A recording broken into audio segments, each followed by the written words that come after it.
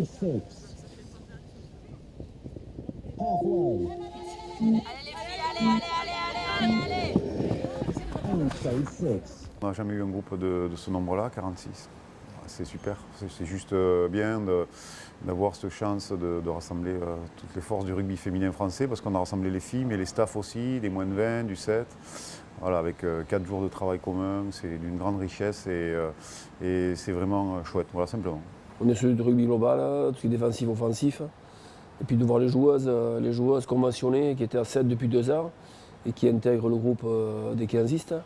Et on veut vraiment que toutes les filles s'intègrent avec nous et puis jouent ensemble. On pourrait dire que c'est le point zéro, voilà, de remettre à plat toutes les joueuses qui sont les gros potentiels français dans les 2 disciplines, voilà, avec des orientations un peu de priorité en fonction des compétitions mondiales. Et là, on part sur une remise à plat avec des groupes qui vont boxer sur la tournée d'automne.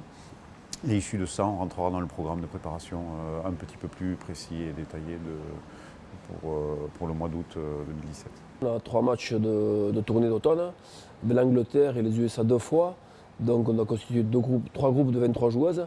Donc on va piocher dans ce réservoir pour justement voir toutes les joueuses de France contre ces 2 nations. Les 2 équipes qu'on va rencontrer, que sont l'Angleterre et les USA, c'est 2 équipes qui sont plus que significatives dans le concert international. Voilà.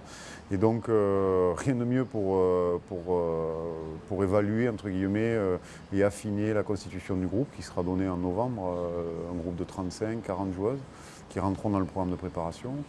Donc on a un adversaire à la hauteur de notre objectif, voire exceptionnel. Donc voilà, après les joueuses, peut-être pas toutes les 46 joueront sur la tournée d'automne, parce que peut-être certaines nous sembleront peut-être pas tout à fait prêtes encore pour cette Coupe du Monde. C'est pour ça qu'on fait aussi ce stage. Et après, toutes celles qui nous semblent éligibles boxeront la tournée. C'est très intéressant, les filles sont à l'écoute, elles sont vraiment au service, elles sont faciles à entraîner. Donc ça se passe très bien avec les filles, c'est vrai que pour l'avenir c'est encourageant. Quand on va vers de l'organisation d'équipe, on va utiliser entre guillemets un petit peu plus les ressources, les compétences des joueuses, essayer par les organisations aussi d'effacer des fois quelques incompétences, par les organisations qu'on va proposer au rapport de l'adversaire. Là on est sur un stage où clairement on travaille essentiellement sur nos principes offensifs et défensifs, on donne quelques grands repères dans l'organisation et où justement le potentiel et la ressource individuelle peut s'exprimer pour qu'on puisse en juger.